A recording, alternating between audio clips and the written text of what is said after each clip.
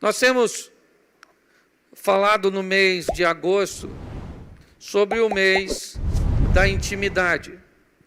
O nosso propósito tem sido estreitar o relacionamento das pessoas para com Deus, fazendo com que a intimidade possa nos mostrar uma direção mais precisa, que a intimidade possa revelar na nossa vida o que Deus tem planejado para cada um de nós. Nós nutrimos em todos os nossos relacionamentos, sejam eles interpessoais ou divino, sempre um grande nível de expectativas. E todas as expectativas correspondidas, são muito benéficas, prazerosas, mas toda expectativa não correspondida tem tendência a gerar algum nível de frustração, a não ser que tenhamos intimidade o suficiente para entender por que aquilo está sucedendo, por que é que não estamos recebendo e vivendo as coisas segundo a expectativa que tínhamos. O grande desafio não é ouvir o não de Deus. O grande desafio é saber ou ter intimidade o suficiente para entender por que é que Ele nos disse não. Por que é que Ele não restaurou o que eu queria que fosse restaurado, não abriu a porta que eu gostaria que fosse aberta. Nunca, ou na maioria das vezes, sempre temos a resposta, mas nem sempre entendemos, porque não temos a justificativa. Eu não estou dizendo que Deus tem que se justificar por aquilo que faz na nossa vida. Agora, é muito mais fácil de entender alguma coisa quando temos a intimidade de perguntar o porquê aconteceu ou o porquê não aconteceu. Eu tenho falado muito sobre relacionamento nesses últimos dias. E muitas pessoas ficam muito confusas, porque eu tenho procurado mostrar, principalmente nos relacionamentos interpessoais, que existem pessoas más, que existem pessoas ruins, que existem pessoas que precisamos evitar. No ambiente religioso, isso é muito difícil de ser dito e muito mais difícil de ser compreendido. Porque, na verdade, na essência em que fomos criados, todos nós somos bons. Mas há escolhas ao longo da nossa vida, onde vamos nos comportar de maneira boa ou ruim. Quem já não ouviu alguém dizer, não, todo mundo é bom, o ruim é o diabo? E eu pergunto a você, qual problema você já teve diretamente com ele? Provavelmente você teve problema com alguém que ele usou para te atingir ou para fazer alguma coisa. A nível de relacionamento, temos até dificuldade de entender uma das coisas que mais procuramos, por exemplo, o amor, quer de nós mesmos, quer do próximo, ou quer de Deus. A Bíblia diz, amai a Deus sobre todas as coisas e amai ao seu próximo como a ti mesmo. Lembra disso? Ame a Deus sobre todas as coisas, isso é prioridade. E depois, ame o próximo como a ti mesmo. Nessa informação, o que recebemos é o seguinte, primeiro eu amo a Deus, depois eu me amo, e depois eu amo o próximo como a mim mesmo. Só que não podemos pautar nossa exposição num texto isolado, e a mesma Bíblia que diz amai a Deus sobre todas as coisas, o próximo como a ti mesmo, também diz, como eu vou amar a Deus que eu não vejo, se eu não sou capaz de amar ao meu próximo que eu vejo? Agora me parece que as coisas mudaram um pouco a ordem. Agora a Bíblia está dizendo que como eu vou amar a Deus se eu não amar o próximo? Mas se eu voltar lá atrás, como eu vou amar o próximo se eu não me amar? Então me parece que me amar primeiro, ter autoestima, ter autoimagem, saber o meu potencial e gostar de mim, é a melhor maneira de amar a Deus, porque eu estou entendendo certo? Compreendendo que eu fui criado por Ele e que Ele me ama a ponto de dar seu Filho para morrer na cruz do Calvário. Quando nós falamos, ame a si mesmo, e eu acho até que nós precisamos nos amar um pouquinho mais. Pastor, mas a Bíblia não diz que ama o próximo como a ti mesmo? Sim, mas no que diz respeito a isso, ela está querendo dizer o seguinte: não faça mal a ninguém, crie um ambiente onde as pessoas sejam beneficiadas com a sua presença, com as suas ações. Isso. Só nunca ame alguém mais do que você ama a si mesmo, porque senão isso vira doença e você vai permitir pessoas, que pessoas te usem. É muito importante entendermos isso. Muitas pessoas têm sofrido muito em seus relacionamentos interpessoais porque resolveram amar o próximo acima de si mesmo. E começa a se envolver numa série de relacionamentos confusos. Eu quero compartilhar com você um dos exemplos que para mim é extraordinário no que diz respeito a relacionamento salutar. Segundo o livro dos Reis, capítulo 4, verso de número 25. Põe para mim, por favor, aqui. Isso, já está aqui na tela para você? Êxodo. Segundo o livro dos Reis, capítulo 2, capítulo 4, verso de número 25. E partiu ela, pois, e veio ao homem de Deus, ao Monte Carmelo, e sucedeu que, vendo ao homem de Deus de longe, disse a Geazi, seu marido, diz a Geazi, seu moço, eis aí a sunamita, verso 26. Agora, pois, corre-lhe ao encontro e diz-lhe, vai bem contigo? Vai bem com teu marido? Vai bem com teu filho? E ela disse, vai bem. Feche os seus olhos. Senhor nosso Deus e Pai, em nome de Jesus, continua falando conosco e usa-me como um canal de bênção, pelo poder do nome de Jesus, para a minha vida e para a vida de todos que estão participando deste culto, quer aqui presentes, quer online. Que teu Espírito tenha liberdade de agir em nosso meio, em o nome de Jesus. Amém. Glória a Deus. Amém. Eliseu está com Geazi no Carmelo, quando de repente vem a sunamita em sua direção. De longe, Eliseu visualiza essa mulher e ele sente que tem alguma coisa de errado. Alguma coisa não está bem. Tem alguma coisa no andar daquela mulher, na expressão daquela mulher, na caminhada daquela mulher. E nesse momento, Eliseu chama Geazi e diz, vai até a sunamita e pergunte a ela o que é que está acontecendo. Pergunte a ela se as coisas estão bem com seu filho, com seu marido, se está tudo bem.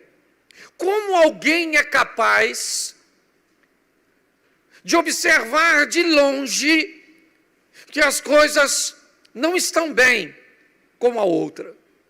Como alguém é capaz de notar, de ter a percepção de alguém que vem ao longe a ponto de ter que enviar um mensageiro e perguntar, pergunte a ela, o que é que está acontecendo?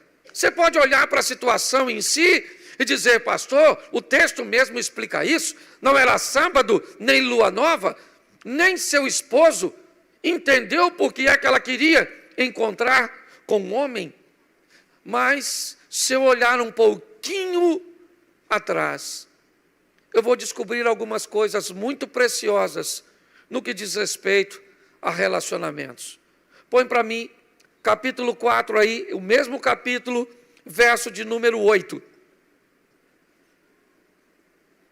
Volta para o 8. Sucedeu também um dia, indo Eliseu a Sunem, havia ali uma mulher rica, a qual reteve a comer pão. Sucedeu que todas as vezes que passava, ali se dirigia a comer pão. Preste atenção, porque lá na frente eu estou olhando um homem capaz de olhar que as coisas não estão bem em alguém que vem ao longe. Tem alguma coisa de errada com a expressão facial daquela mulher, com o andar daquela mulher, com a postura daquela mulher. E onde é? Ou de onde ele retirou tantas informações sobre esta mulher? Como é que Eliseu sabe tanto sobre ela? Como é que ele é capaz de fazer uma leitura de alguém que ainda vem ao longe e entender que tem alguma coisa de errada?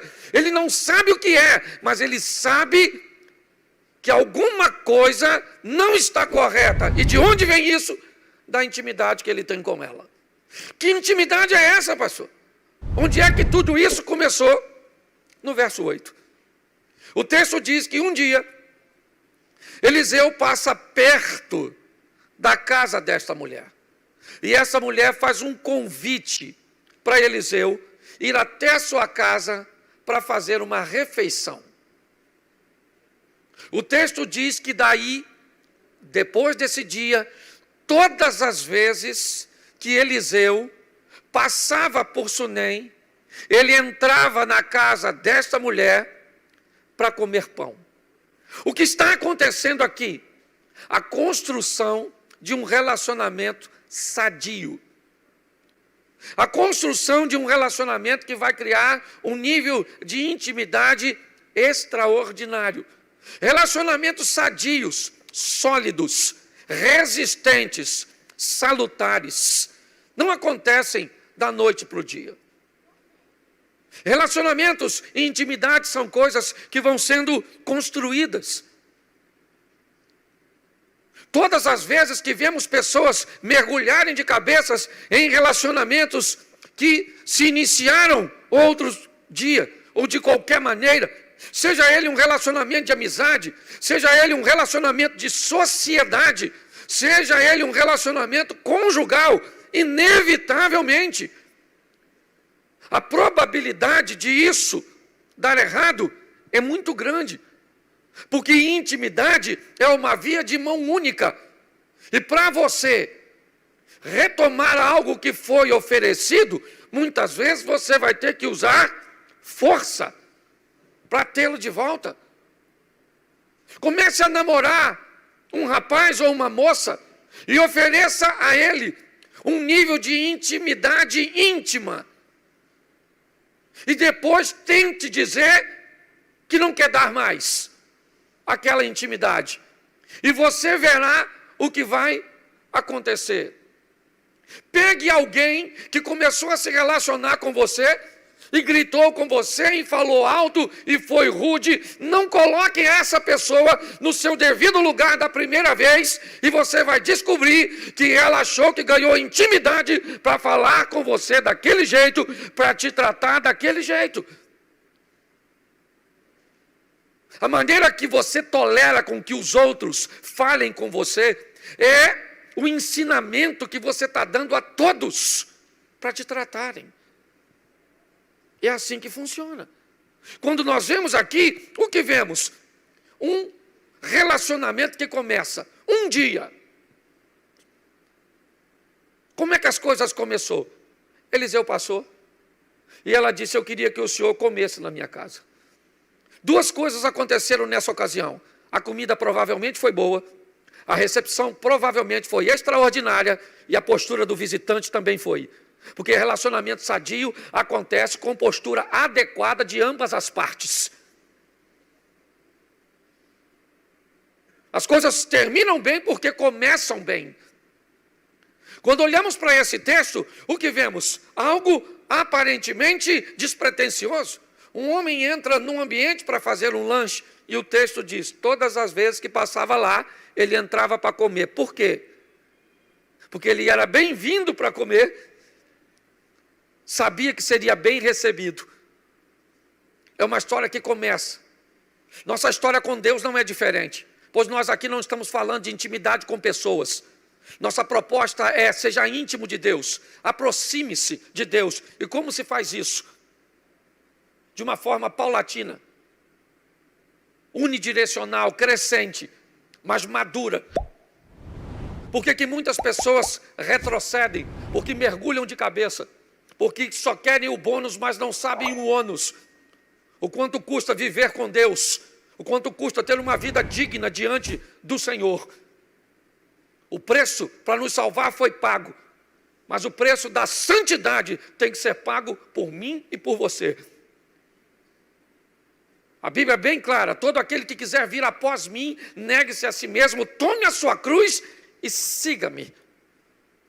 Quer viver com Deus? Negue-se a si mesmo, tome a sua cruz e ande atrás dele. Sabe qual é a pior coisa de andar atrás de alguém? É que quem vai na frente diz a direção. Quem vai na frente diz a velocidade.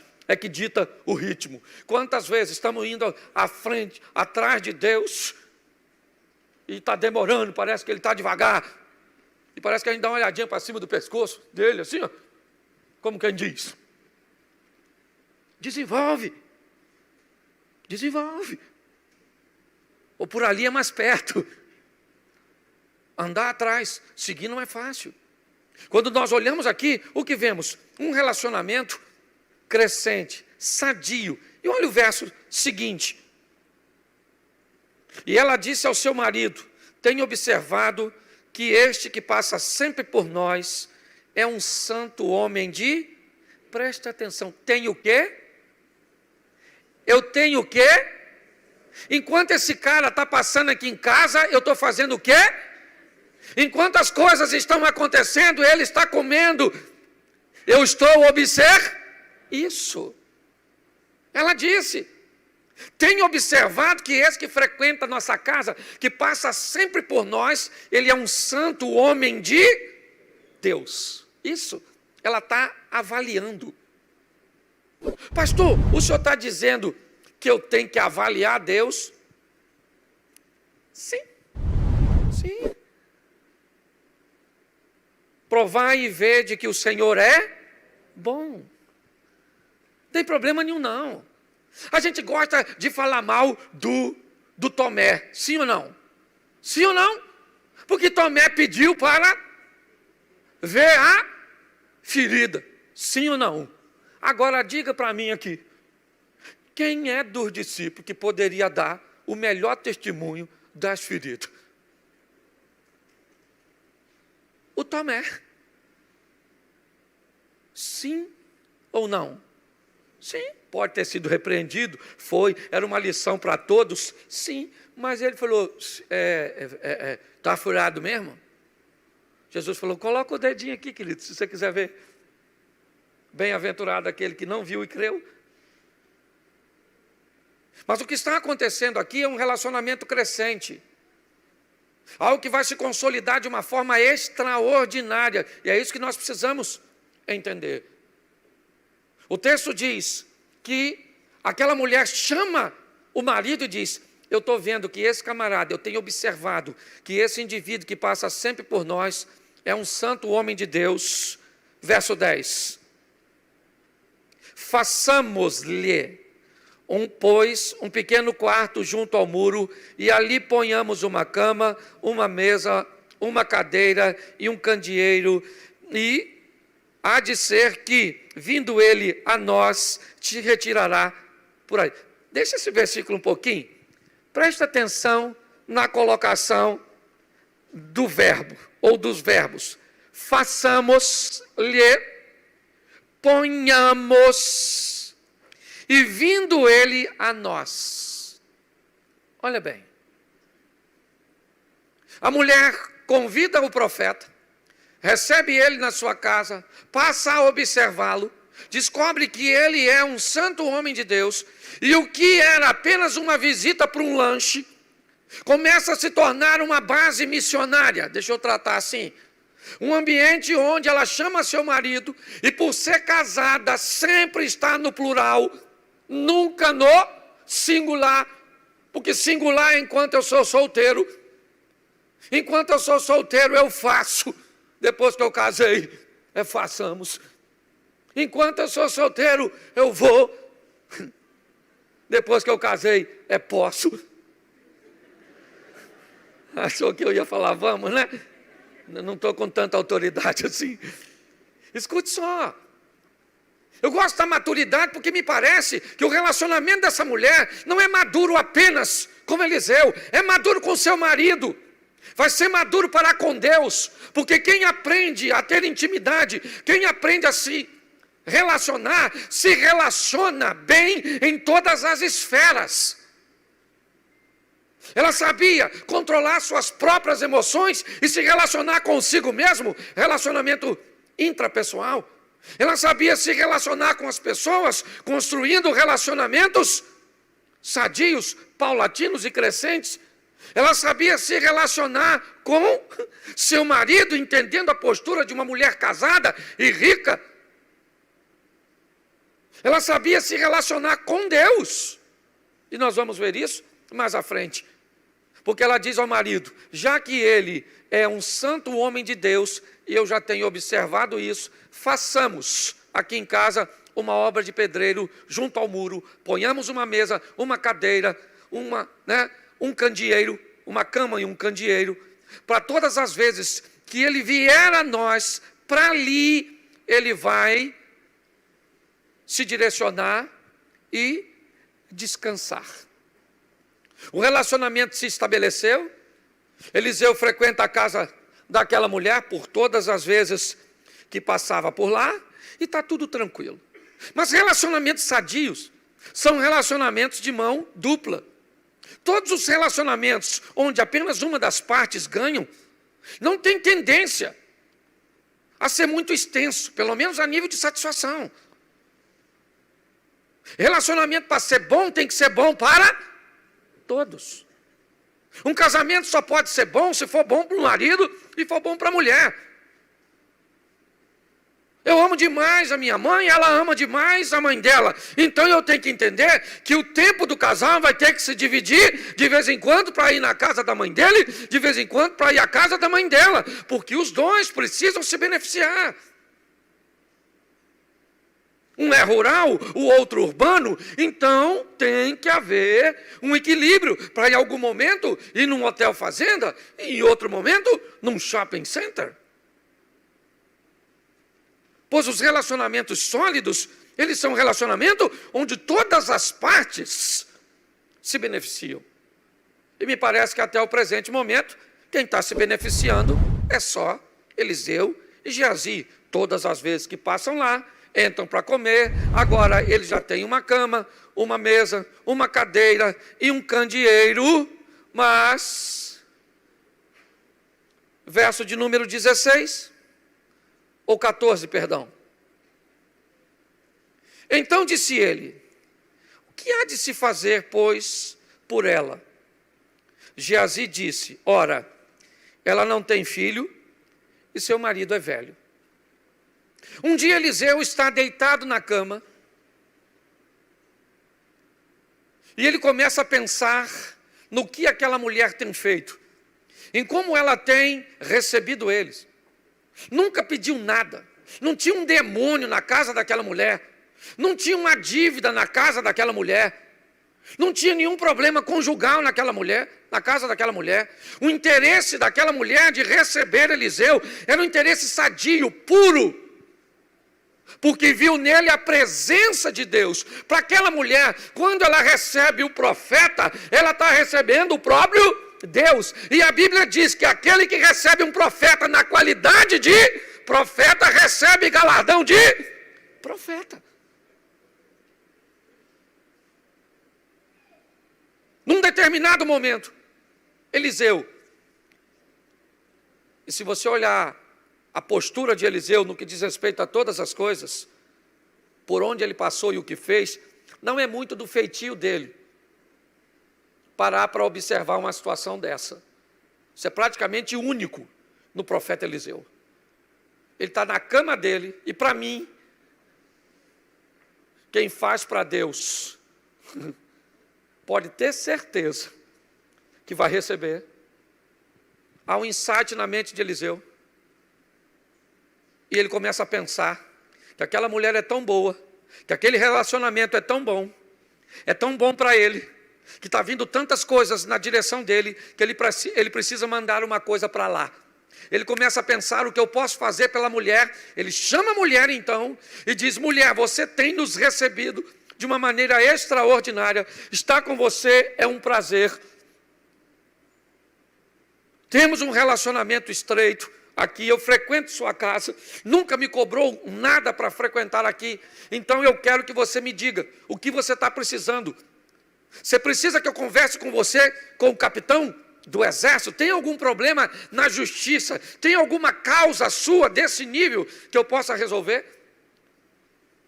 Se você precisar, em última instância, eu posso conversar com o rei a seu respeito. E ela disse: eu estou satisfeita, habito no meio do meu povo, minha casa me satisfaz, está tudo bem comigo, está tudo certinho. Ela não fez nenhum pedido, mas aquilo ficou na mente de Eliseu. Por isso que para mim é Deus 100% nessa história, porque quando você vai estudar um pouco sobre Eliseu, não era do comportamento dele parar para prestar atenção em algo tão simples e tão pequeno. Até que o texto vem dizendo que ele chama Geazi e diz: Geazi, nós temos que fazer alguma coisa por esta mulher, cara. Geazi falou: Eliseu, posso falar uma coisa para tu? Ela não tem filho, o marido dela já está velhinho, as probabilidades são pequenas. Ela não tem filho.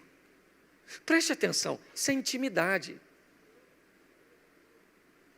Geazi faz uma leitura de algo que estava faltando. A mulher disse: não falta nada, mas Geazi disse: falta. Falta. Essa mulher precisa de um filho.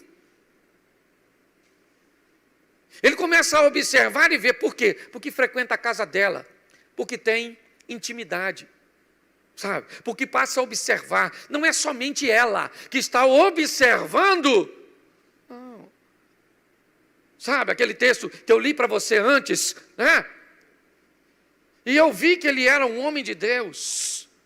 Não é só a sunamita que observa, Geazi também observa. E ele observou que ela não tinha filhos. Eliseu chama e diz: olha, você não tem filhos? E passado aproximadamente 1 ano, é o que ele vai dizer, depois você lê, porque fica mais fácil. Você vai estar segurando um menino nos seus braços, um filho seu. E ela disse: não brinca comigo assim não. E o menino nasceu. Que coisa extraordinária. Ele cresce e um dia sente uma dor de cabeça e acaba indo a óbito. E aí então que ela pega um jumento e vai procurar Eliseu, e Eliseu de longe notou que tinha, o que tem de errado? Eu não sei. Mas ele é capaz de ler, de entender por causa do relacionamento. Você sabe o que as pessoas mais me procuram e me perguntam? Pastor, eu quero fazer a vontade de Deus, me diga o que eu tenho que fazer. O que eu tenho que fazer? Pastor, eu quero viver uma vida séria com Deus, eu quero agradar a Deus, eu quero ser fiel a Deus. E o que eu tenho que fazer?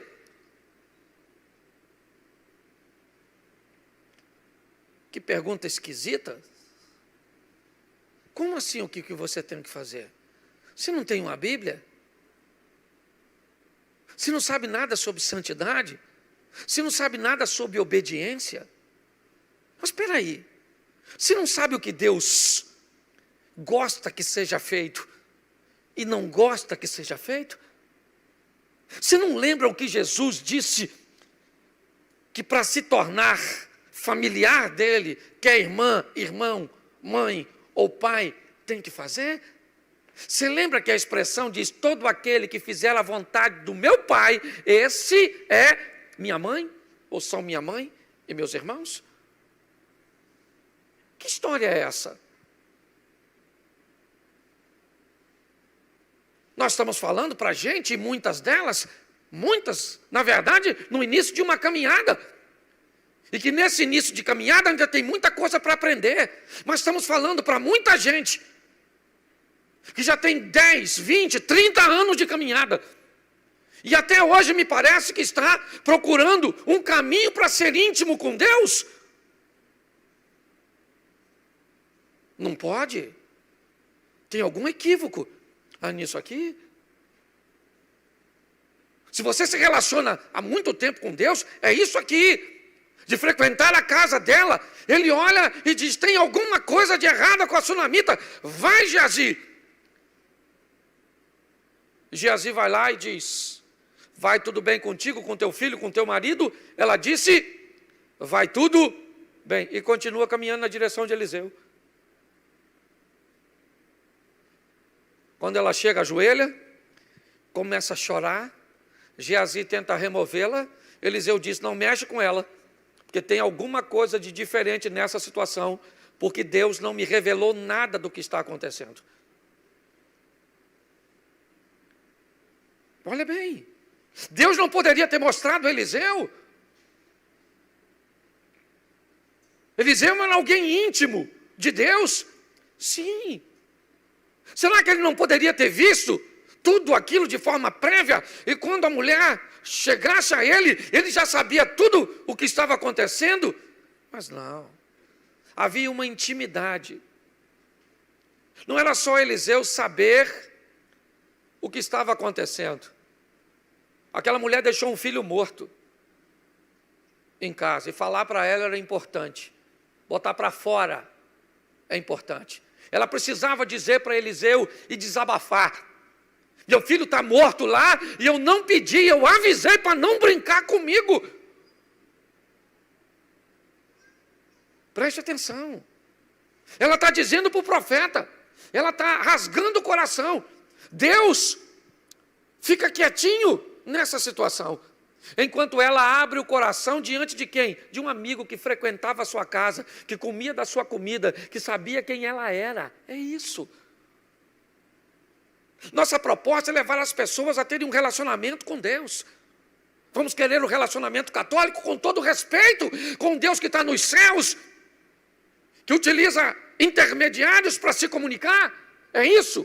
É esse distanciamento de um Deus que é criador de todas as coisas e que não tem tempo para prestar atenção em mim? Não é isso que ele disse. Não é isso que diz a sua palavra. Ele diz que é um Deus de perto, um Deus que quer ser amigo, um Deus que não quer ter simplesmente servos, mas que quer ter filhos e amigos, que bate e diz: eu bato, e aquele que levanta e abre e me recebe, eu sento na mesa, como com ele e ele comigo. Um Deus que a Bíblia diz que aquele que conhece a palavra recebe através da palavra o conhecimento e o discernimento para saber qual é a intenção do coração das pessoas. Segura essa. A nossa intimidade com Deus e com a palavra diz que ela é apta para discernir a intenção das pessoas. Não são as ações, a intenção. Elas nem agiram ainda. O problema é que está tudo interligado. E texto sem contexto é pretexto para heresia. O que observamos aqui é um nível de intimidade ao extremo. Ela não reclama com Geazi, ela vai falar com Eliseu. Ela não diz para Geazi: sabe, Geazi, meu menino morreu. Não, ela não perde tempo, não gasta esforços, não canaliza forças, não gera atenção para lugares que não vão resolver seus problemas. Você está entendendo? Ela vai direto na fonte: não quero um intermediário, eu quero falar com ele. Cara, meu filho está morto. Sabe o que Eliseu disse? Geazi, pega o meu bordão, corre lá. Ela disse: não, querido, Geazi, não. O senhor vai dar um pulinho lá em casa. O quartinho está lá, caminha, está tudo lá, amigão. Vamos embora. E você sabe quem é o Eliseu, não sabe? Você sabe que uns garotinhos começou a rir chamando ele de calvo. Não vou nem falar para não traumatizar alguns ouvintes. Você sabe que o cara era duro, certo? E a mulher está lá, vamos lá em casa. E nem era dele.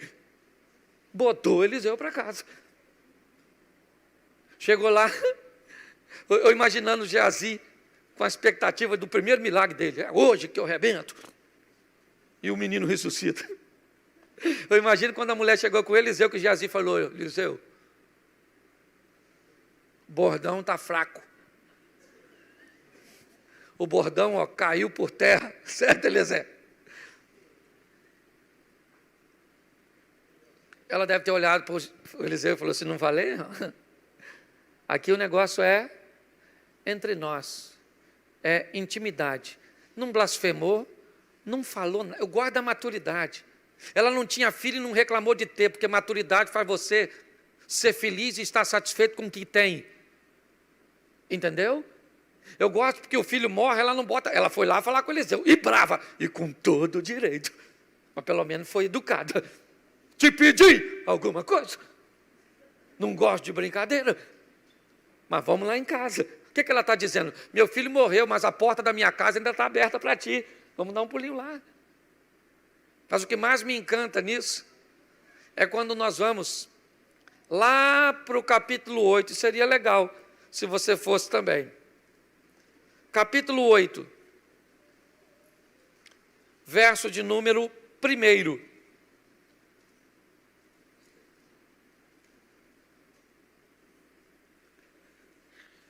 E no ano 5º de Jorão, filho de Acabe, rei de Israel, reinando ainda Josafá em Judá, começou a reinar Jeorão, filho de Josafá, rei de Judá.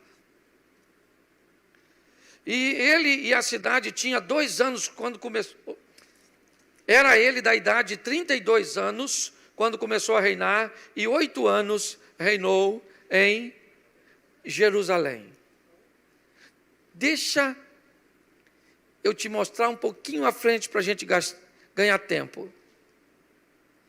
Deixa eu usar aqui porque está pertinho, é fácil. Eu falei qual versículo? Capítulo? Deixa eu ver que eu estou meio, não sei se você reparou, mas eu estou meio lerdinho, citando uma coisa. É 8:1, não é? Que eu falei? E o que está aí?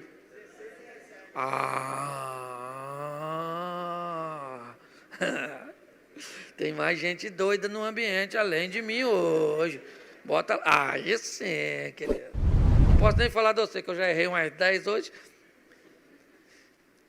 E falou Eliseu, aquela mulher cujo filho vivificara, dizendo: levanta-te, vai tu e a tua família, peregrina onde puderes peregrinar, porque o Senhor chamou a fome, a qual também virá na terra por 7. Ô gente, presta atenção, agora aqui comigo. Essa mulher é gente boa, sim ou não? Sim ou não? É uma mulher que investe no homem de Deus, comprometida com Deus, e a casa dela vai passar fome, sim ou não? Sim ou não? Ela vai ter que fugir por causa da fome, sim ou não? Pois é, querido. Fiel também às vezes tem que fugir. Não concordo. Tem você na fila do pão para concordar ou não? Até rimou. Olha só. Eliseu chegou para ela e falou para ela assim: querido, olha só, levanta e vai você com a sua família e peregrina onde você puder peregrinar, porque Deus chamou a fome. E ela foi. Foi, deixou sua casa, suas terras, sua riqueza, deixou tudo para trás. 7 anos se passaram. 7 anos se passaram. Verso 3. E sucedeu que ao cabo de 7 anos, a mulher voltou da terra dos filisteus e saiu a clamar ao rei pela sua casa e pelas suas terras. Verso 4. Ora, o rei falava a Geazi, moço do homem de Deus, dizendo: conta-me, peço-te todas as grandes obras que Eliseu tem feito. Eu acho isso muito legal. 7 anos depois vem a mulher voltando para casa, certo? Provavelmente com seu marido e com seu filho. E ela vem para conversar com o rei, para dizer para o rei para devolver suas terras, porque quando a fome chegou, 7 anos atrás, ela teve que abandonar suas terras. E como vivia num ambiente de monarquia, na verdade as terras nunca foram dela.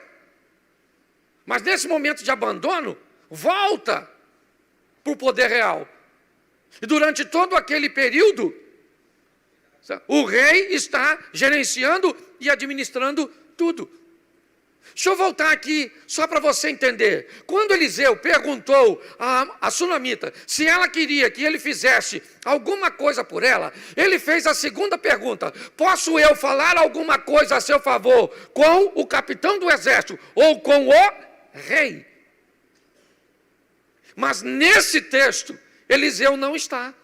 Quando a mulher está voltando para reclamar, Eliseu não está lá. Ele está vivo, é verdade, mas ele não está presente para interceder por ela, como faria se tivesse. Só que a Bíblia diz que ela recebe Eliseu na sua casa porque vê nele um homem de... E Deus está presente onde Eliseu não está. Você está entendendo? Seus relacionamentos e suas conexões, por melhor que sejam, não vão estar com você em todos os momentos, e nem serão capazes de resolver todos os seus problemas, mas Deus vai estar, e Ele pode resolver. Então eu não sei o que você está enfrentando hoje, em que esfera está. Eu sei que Deus pode intervir a seu favor.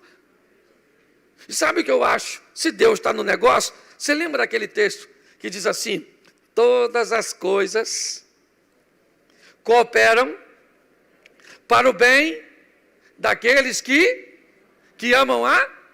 Isso, vamos parar por aí. Eliseu estava lá, sim ou não? Sim ou não? Não. Mas quem é que estava? O Geazi. Está batendo um papo com quem? Com o rei. A mulher quer falar com quem? Com quem? E por casualidade, o rei está conversando com Geazi. O que o rei pede a Geazi? Me fala assim, uma daquelas histórias extraordinárias do Eliseu. Verso 5. Sucedeu que, contando-lhe ele ao rei como vivificaram o morto. Que história Geazi resolve contar? A história da mulher com o filho que morreu. E quem é que está chegando? Olha que coincidência. Todas as coisas cooperam para o bem. Ele está falando: olha, a mulher tinha um menino, botou uma cama, isso, uma mesa, um candeeiro, isso. E Eliseu não notou, mas eu notei que ela não tinha filho. E tudo bem que foi ele que profetizou, mas eu estava na parada. E aquela coisa toda, que maravilhoso. O menino morreu, menino. Eu fui lá achando que ia me dar bem. O bordão falhou, porque não fui eu. E Eliseu chegou e ressuscitou. Nesse exato momento, eis que a mulher cujo filho vivificara chamou o rei e pediu a ele. Pensa, os dois conversando, e quem chega? A dona. Oh, majestade, eu queria vir aí, porque eu fugi daqui por causa da fome, 7 anos atrás, minhas terras ficou. Será que dá para devolver? Disse Geazi: meu senhor, é ela.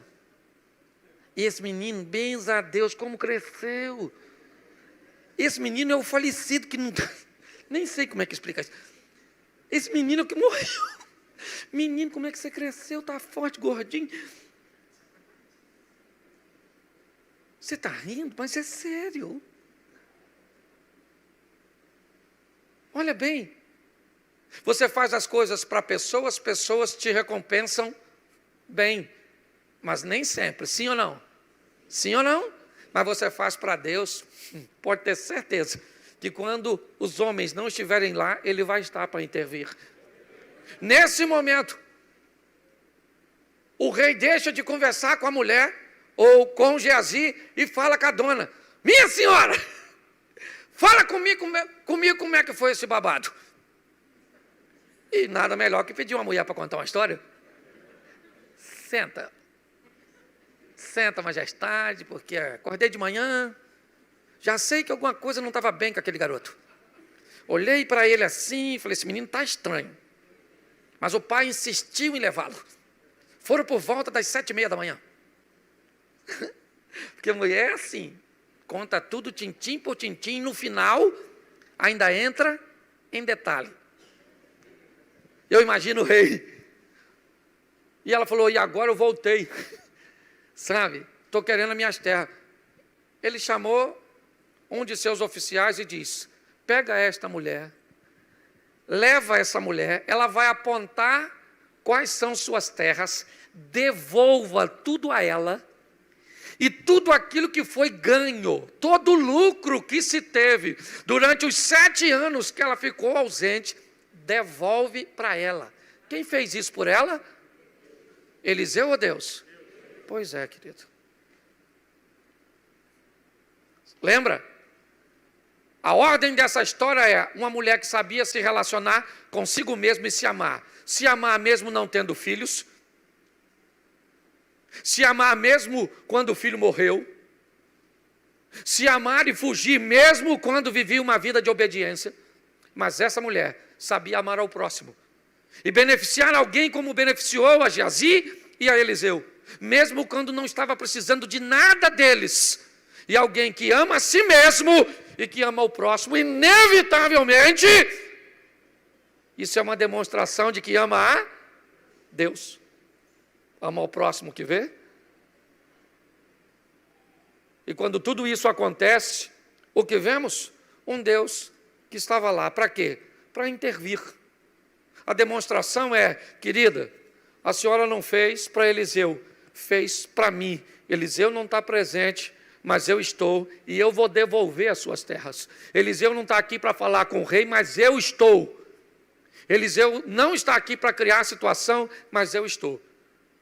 Vamos fazer o seguinte, vamos fazer como essa mulher, criar um ambiente na nossa casa, na nossa vida, no nosso ministério, nos nossos negócios, onde pessoas serão beneficiadas, porque acreditamos que pessoas, e que cuidar de pessoas, e que ajudar pessoas, é amar a Deus. E que nada que essas pessoas nos façam, farão com que nos amemos, ou deixemos de nos amar primeiro. E esse é o grande desafio. Grande parte das pessoas que não consegue chegar na ponta, que para uns é o primeiro lugar, para outros é o último, independente de onde você olhe, quer olhar lá para o Velho Testamento, é isso? Olhe para lá. Amai a Deus, a si mesmo e ao próximo. Quer olhar cá para frente? Aprenda a amar a si mesmo, o próximo e a Deus. Eu acho que se levarmos a nossa vida para essa linha, vamos ter muito menos desgaste em todos os níveis de relacionamentos e construiremos intimidades mais sólidas, mais sadias. Você pode ficar de pé? Feche seus olhos. Feche seus olhos.